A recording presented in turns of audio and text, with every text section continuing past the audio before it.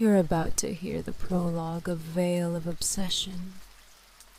My voice, my truth, the beginning, before the unraveling.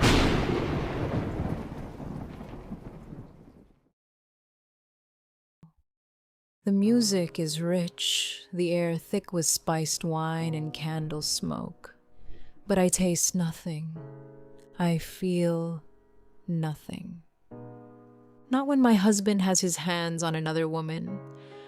I watch from across the grand hall of Alaris, the jewel of my own kingdom, wine glass untouched in my grip, as he leans in closer than he should to the elf draped in shimmering silver. She laughs, her voice like wind chimes, tilting her head back, exposing the soft curve of her thigh in silent invitation.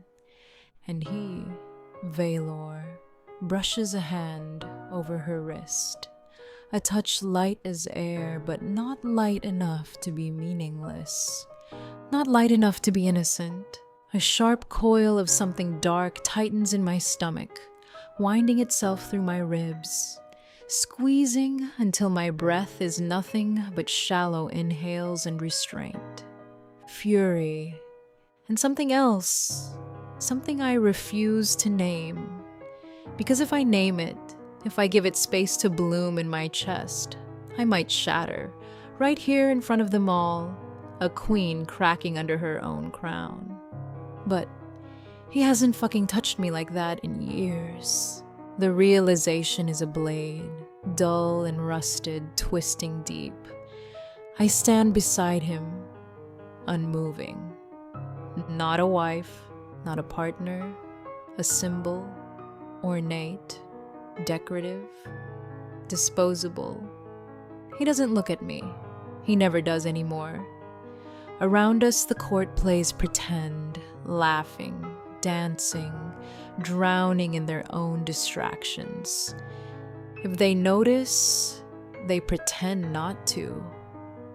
Because kings are allowed to stray, and queens are expected to smile through it. Then I see it, a flash of gold.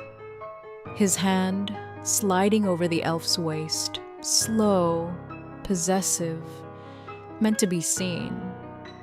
He lingers, and I stop pretending. I set my glass down, deliberate, controlled. Because if I don't, if I let even one thread come loose, I won't stop until this whole fucking place burns. And then, without a word, I turn and walk away. Not rushed, not stomping, just moving. I weave through the swirling silks and careless laughter, past courtiers too drunk on their own indulgences to notice the weight pressing at my temples, the way my breath comes sharp and uneven. The night air greets me like a blade to the throat, cool, unforgiving, and wet. Rain pours from the heavens like the gods themselves are ashamed, drenching me in seconds. My hair clings to my face, my gown, elegant, expensive, turns heavy, soaked through, dragging along the stone. But I don't move, don't flinch, let it ruin me, let it drown what's left. I grip the railing, knuckles tightening, staring into the blur of gardens below, twisting in the downpour, beautiful and meaningless. I was supposed to shine tonight. I was supposed to be adored. Instead, I'm standing here forgotten, cold, betrayed. The weight in my chest crushes everything else. My breath comes short. My throat burns. I'm still a queen, but I feel like a fucking ghost, a shadow with a crown. And when it finally settles, when the rage folds in on itself, sharp and quiet, I turn.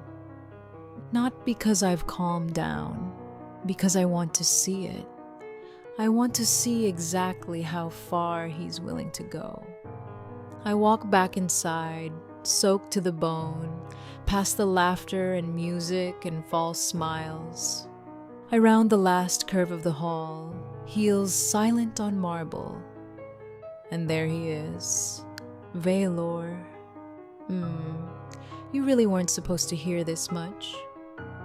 If you want the full version, the one with all the voices, the rain, the whispers, go to echoesoftheveil.gumroad.com.